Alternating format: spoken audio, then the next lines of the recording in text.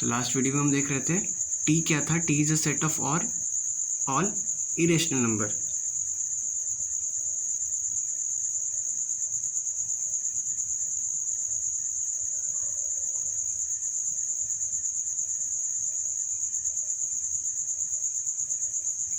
ठीक है, यानी कि √2 √5 पाई ये सारे इरेशनल नंबर होता है। ठीक है, तो ये सारे टी में आते हैं। ठीक है, तो अब देखो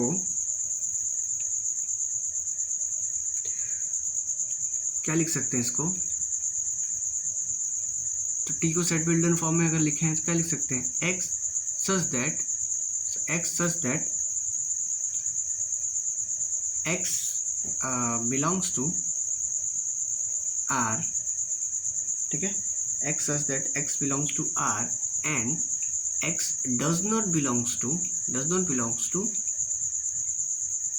क्या, रेशनल नंबर। ठीक है ना, रेशनल नंबर नहीं है। अब आर क्या नहीं, सभी रियल नंबर्स। ठीक है, रियल नंबर्स, लेकिन वो रेशनल नहीं होगा। ठीक है, तो क्या होगा, इरेशनल होगा। या तो नंबर रेशनल है या तो इरेशनल है। ठीक है, तो अब बोल रहे हैं जब रेशनल नहीं होगा तो क्या होगा, इरेशनल होगा। तो उसको सेट बिल्डर फॉर्म में टी को क्या लिख सकते हैं, ये लिख सकते हैं। ठीक है, तो कुछ मेंबर्स जो टी के हैं, ठीक है, कुछ मेंबर्स जो टी के हैं वो क्या है, √2 हो गया।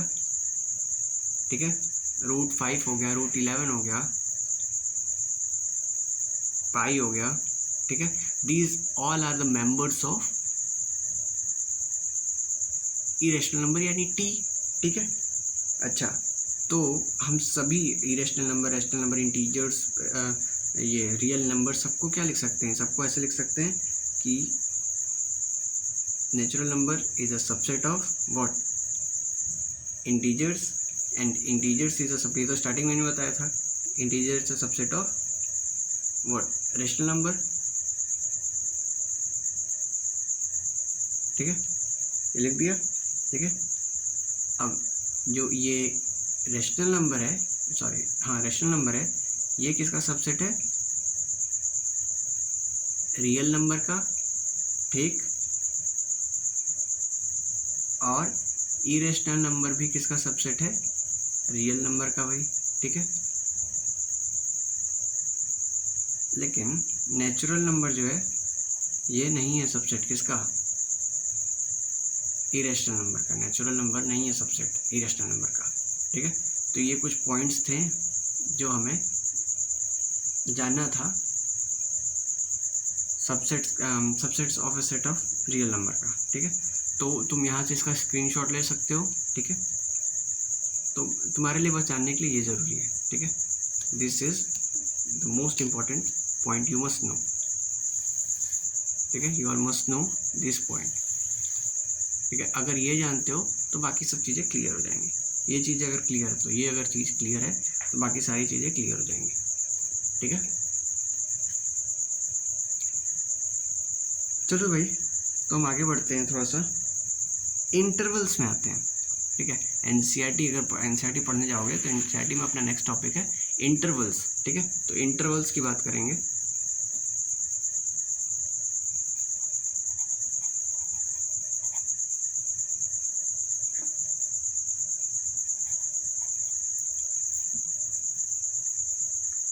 ठीक है, इंटरवल्स की बात करेंगे। तो ये इंटरवल क्या होता है भाई, देखना ध्यान से। अगर मान लो अगर मेरे अकॉर्डिंग बात करें तो there are 4 types of intervals. जहाँ तक मैंने पढ़ा है तो मुझे पता है कि 4 तरीके के इंटरवल्स होते हैं। ठीक है, क्या कौन कौन से, तो भाई पहले इंटरवल से स्टार्ट करते हैं। ठीक है, पहले इंटरवल से। अब देखो ये स्क्वायर ब्रैकेट के अंदर अगर a, b आता है तो इसका मतलब क्या होता है। ठीक है, स्क्वायर ब्रैकेट के अंदर अगर a, b आ रहा है तो इसका मतलब लिख लो, इसको कहते हैं क्लोज इंटरवल।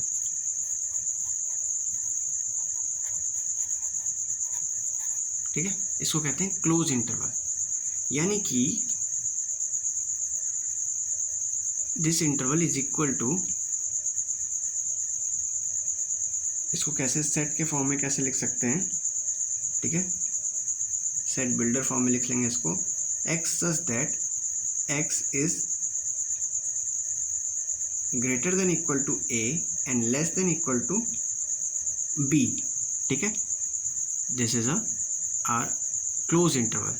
तो अब इसका क्या मतलब है, देखो ये जो स्क्वायर ब्रैकेट दोनों साइड लग गया ना, ये दोनों साइड स्क्वायर ब्रैकेट लग गया ना, इसका मतलब ये होता है कि ए से बी तक की जो सारी वैल्यूज होंगी वो तो होंगी होंगी, लेकिन ए और बी बोथ आर इंक्लूडेड, ठीक है। तो what does it mean, it means कि दिस इंटरवल कंटेन्स, ये तुम्हारे लिए लिखवा रहा हूँ,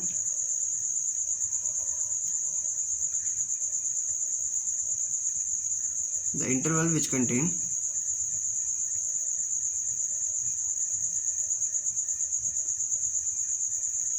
and values also,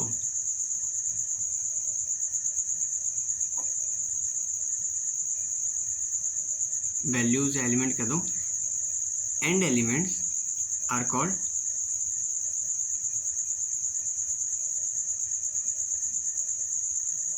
close interval,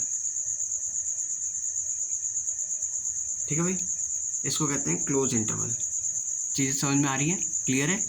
तो चलो भाई, अब देखो इसमें क्या होता है कि ए और बी, ठीक है, ए और बी यहाँ दिख रहा है,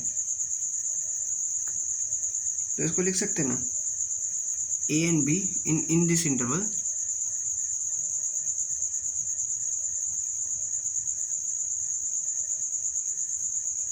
A and B both are included,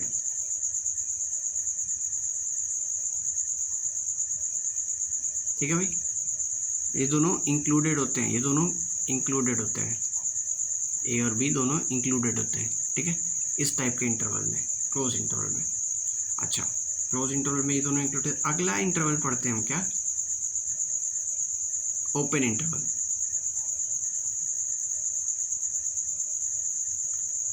अच्छा, ये अब क्या बताता है, ठीक है, ये बताता है, इसको लिख देते हैं पहले,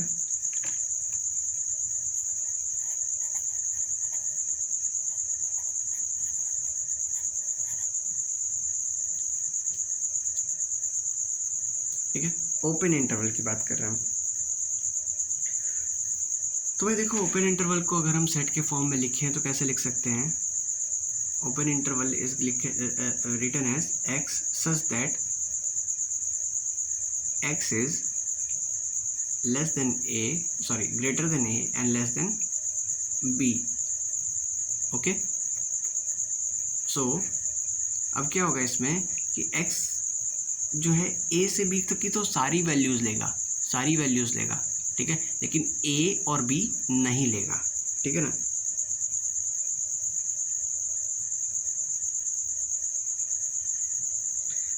तो अगर हम इसको लिखना चाहें, अगर इसको लिखना चाहो तुम लोग, तो इसको लिख सकते हो कि in this in open interval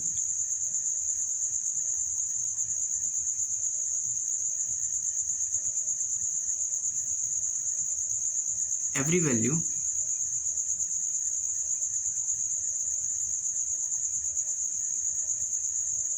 each value or every value between a and b is taken, but a and b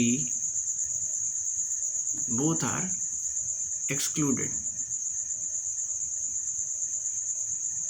ठीक है भाई, समझ में आ गया। अब मैंने बताया ना कि अगर ऐसे सर्कल वाले ब्रैकेट लगेंगे, कर्व वाले ब्रैकेट लगे रहेंगे, ओपन ब्रैकेट लगे रहेंगे, तो इसका मतलब ये रहेगा कि सभी वैल्यूज तो आएंगे कि ए और बी की, मान लो 3 और 7 ले रहे हैं, ठीक है, तो 4 आएगा, 5 आएगा, 6 आएगा, ठीक है, 3 नहीं आएगा और 7 नहीं आएगा, ठीक है ना।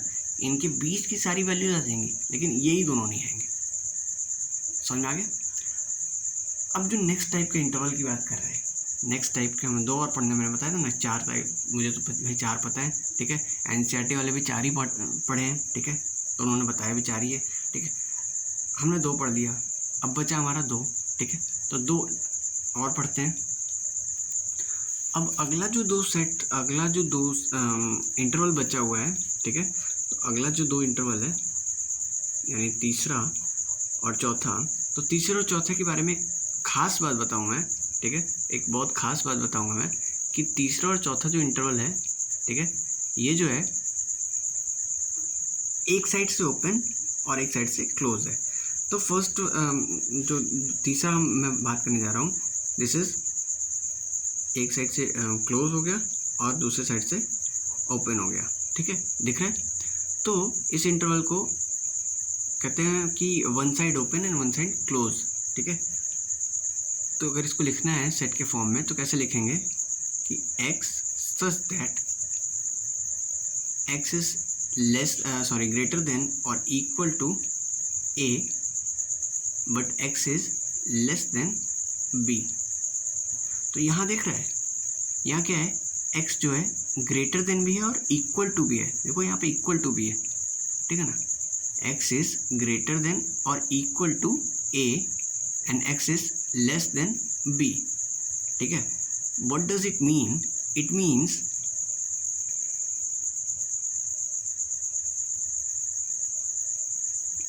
in an open interval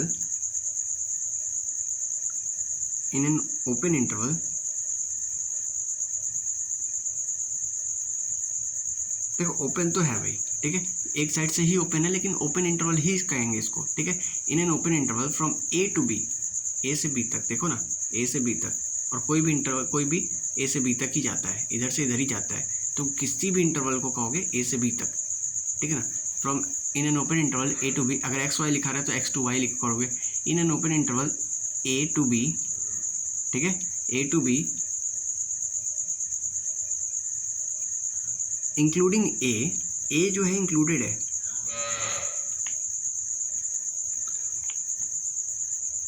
in an open interval including a from A to b including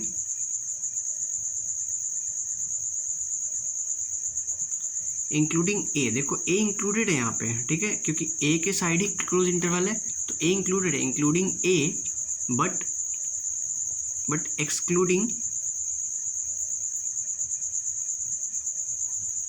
B जो एक्सक्लूडेड है, बी देखो, बी इसमें है ही नहीं, ठीक है ना, बी एक्सक्लूडेड है। और नेक्स्ट जो हमारा इंटरवल है दैट इज फोर्थ वन, वो भी एक साइड ओपन एक साइड क्लोज है, तो this is A comma B. Now this can be written as, इसको कैसे लिख सकते हैं, x such that x is greater than A, ठीक है, बट लेस देन और इक्वल टू बी, ठीक है, लेस देन और इक्वल टू बी। तो इसमें क्या कर सकते हैं कि ए से बी तक जो इंटरवल है, ठीक है, इसमें क्या है कि इंक्लूडिंग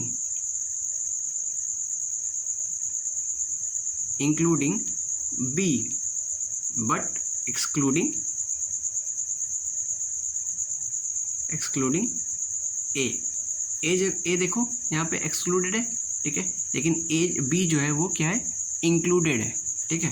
तो भाई देखो, चार तरह से हमने इंटरवल पढ़े। एक इंटरवल जिसमें दोनों साइड क्लोज है, ठीक है, दोनों साइड क्लोज है, that is called close interval, in which both the values and जो उसके बीच की सारी वैल्यूज हैं, ठीक है। एक जो हमने पढ़ा वो ये पढ़ा ए टू बी, ठीक है, all the values in between a and b including a and b, ठीक है, इस इंटरवल का मतलब ये हुआ, ठीक है। दूसरा इंटरवल जो हमने पढ़ा a से b, ठीक है, यहाँ पे a से b के बीच की सारी वैल्यूज तो ली जाएंगी लेकिन a और b नहीं लिया जाएगा, ठीक है। नेक्स्ट जो हमने पढ़ा इंक्लूडिंग a एक्सक्लूडिंग b, ठीक है, इट मीन्स कि a से b तक सारी वैल्यूज प्लस a लेकिन b नहीं लिया जाएगा। और नेक्स्ट पढ़ा हमने ए से बी तक सारी values plus B but excluding A नहीं लिया जाएगा, ठीक है। तो ये देखो चार चीज़ हमने पढ़ी। अब क्या है कि इसको हम ग्राफिकली रिप्रेजेंट करेंगे। ग्राफिकली कैसे रिप्रेजेंट होता है, तो आओ चलो ग्राफिकली इसको रिप्रेजेंट करके देखते हैं कि भाई ग्राफिकली कैसे रिप्रेजेंट होता है ये, ठीक है। तो देखो फर्स्ट केस फर्स्ट देखो, केस फर्स्ट कहता है कि पहला केस है close interval a to B, ठीक है भाई। तो इसमें क्या कहता है, इसका अगर ग्राफ ड्रॉ करेंगे यानी कि नंबर लाइन ड्रॉ करेंगे, तो देखो बोथ आर इंक्लूडेड, ये दोनों स्क्वायर ब्रैकेट है, तो यहाँ पे ये वैल्यू ए है और ये वैल्यू बी है, तो यहाँ से यहाँ तक की वैल्यू सारी ली जाएंगी, ठीक है। और यहाँ पे बबल नहीं होगा, डार्क डॉट होंगे, ठीक है ना, बॉल्स होंगे, डार्क डॉट होंगे, ठीक है। It means this dark dots means including a and including b, ठीक है। तो नंबर लाइन पे इसको ऐसे रिप्रेजेंट कर सकते हैं, ठीक है, करते हैं, ठीक है। नेक्स्ट है अपना सेकंड केस, ठीक है। सेकंड केस कहता है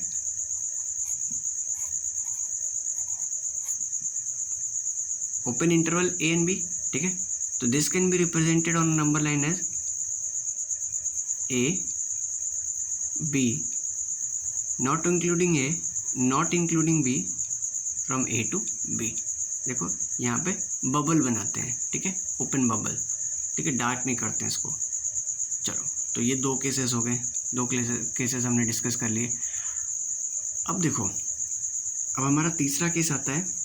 तीसरा केस हमने क्या पढ़ा था कि including a but excluding b, ठीक है।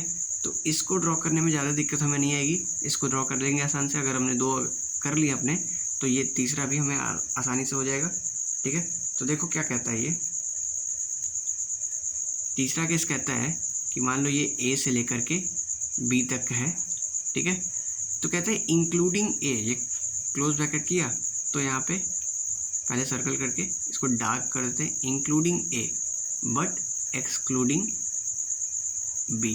बी को लिया ही नहीं इसने, ठीक है, बी को यहाँ पे लिया ही नहीं, ठीक है। अब देखो ये तीन केसेस हो गए, तीन केसेस हमने पढ़ने थे, तीन केसेस हमने पढ़ लिए, ठीक है।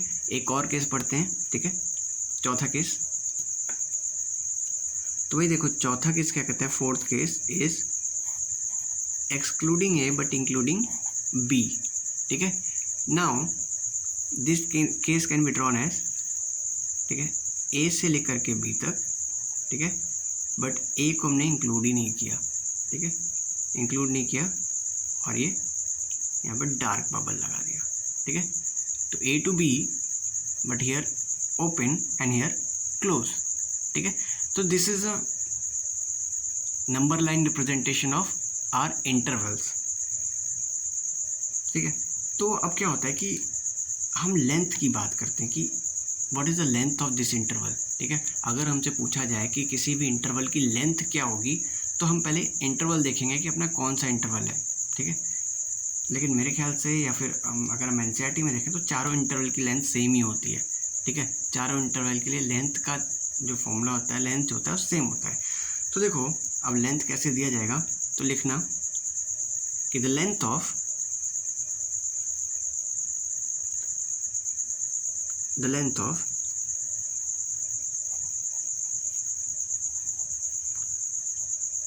a comma b close interval open interval a comma b, ठीक है, one side open and one side close,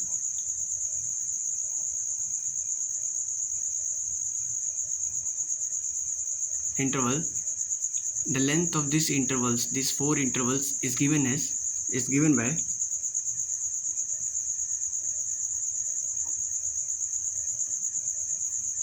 number b minus A. Upper limit में से लोअर लिमिट माइनस कटोगे जैसे, तो वो जो नंबर आएगा that gives your length of this limits, this intervals, ठीक है। सपोज करो एक एग्जांपल लेके देखते हैं कि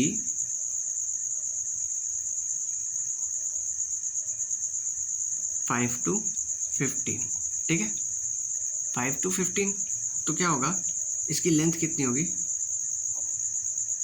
length is equal to B minus A, तो 15 minus 5 that is equal to 10। Count करके देख लो, 5 to 15 इट मीन्स 5, ये सेट इंक्लूड करें, 5 6 7 8 9 10 11 12, 13, 14, 15, ठीक है।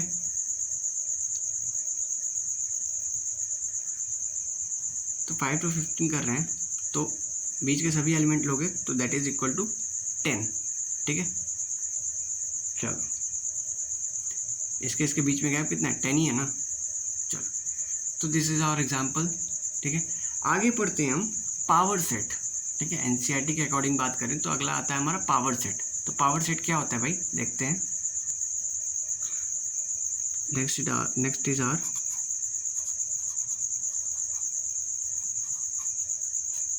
पावर सेट, ठीक है। तो पावर सेट पढ़ते हैं भाई, what is power set.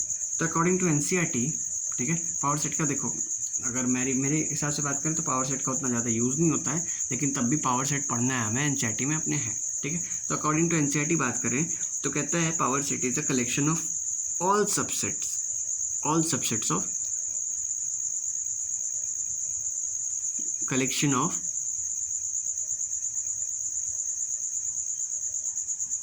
all subsets of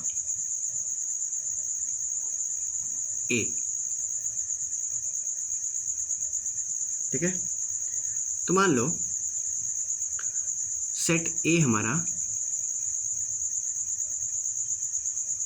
दो एलिमेंट एक्वायर करता है, सेट ए में हमारे दो एलिमेंट है ए एंड बी, तो ठीक है। तो power set is represented as P A, ठीक है। This is our power set, in set P A represent power set, ठीक है। तो पी ए क्या होगा, पी इज इक्वल टू पहले तो 5, ठीक है ना, 5, फिर ओनली ए, ठीक है, ओनली बी, ठीक है, and next is both A and B, ठीक है। तो this is a power set, ठीक है। सपोज हमें पूछा जाए कि number of elements in a power set, तो number of elements in a power set is equal to, यहाँ पे काउंट करके देखिए 1 2 3 4, तो 4 that is equal to 2 to power 2, ठीक है। तो फॉर एनी पावर सेट, यहाँ पे देखो दो एलिमेंट थे, ठीक है, तो 2 to power 2 हो गया, ठीक है। अगर मान लो 3 एलिमेंट रहते तो 2 to power 3 हो जाता, 4 एलिमेंट रहता है 2 to power 4 हो जाता। तो फॉर एनी सेट, ठीक है, any set A, not for this A, कोई भी सेट ए के लिए नंबर ऑफ एलिमेंट कितने होंगे, तो नंबर ऑफ एलिमेंट होंगे 2 to power m, ठीक है, 2 to power m। देखना ये इंपॉर्टेंट फॉर्मूला है, याद रखना, ठीक है, इंपॉर्टेंट फॉर्मूला याद रखना।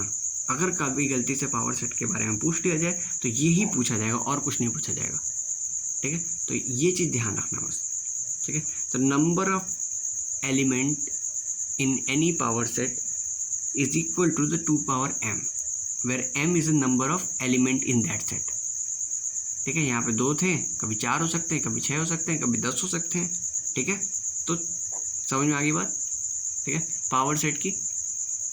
चलो नेक्स्ट है अपना, नेक्स्ट जो हम पढ़ेंगे दैट इज यूनिवर्सल सेट।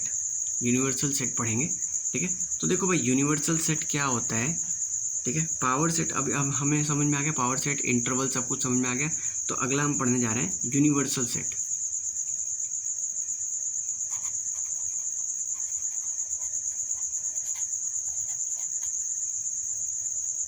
ठीक है। तो यूनिवर्सल सेट पढ़ के देखो क्या होता है, यूनिवर्सल सेट देखते हैं क्या होता है। चलो भाई तो देखेंगे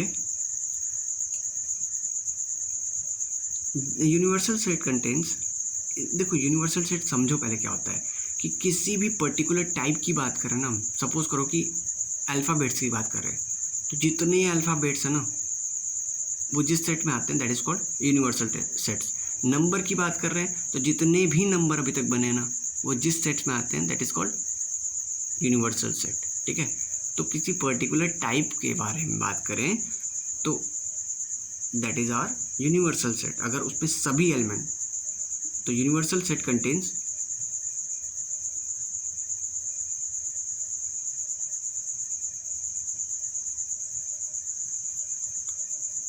set contain all elements, ठीक है। यूनिवर्सल सेट जो होता है सभी एलिमेंट कंटेन करता है, ठीक है। और इसकी एक और ख़ास बात बताता हूँ मैं, इसकी एक और ख़ास बात है कि all other sets are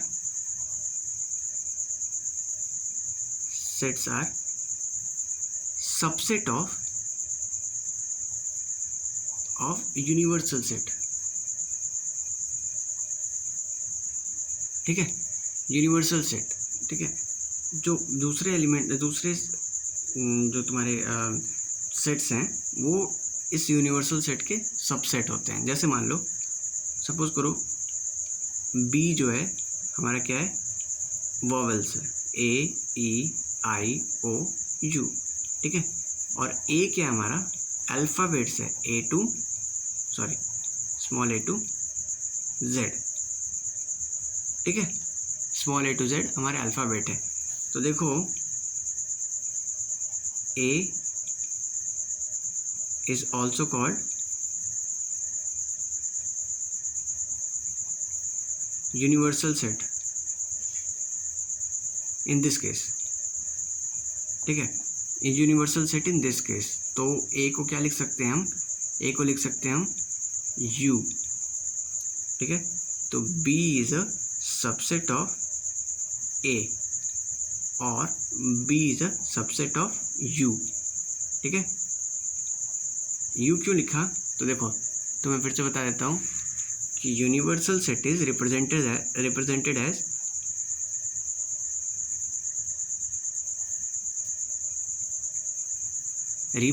as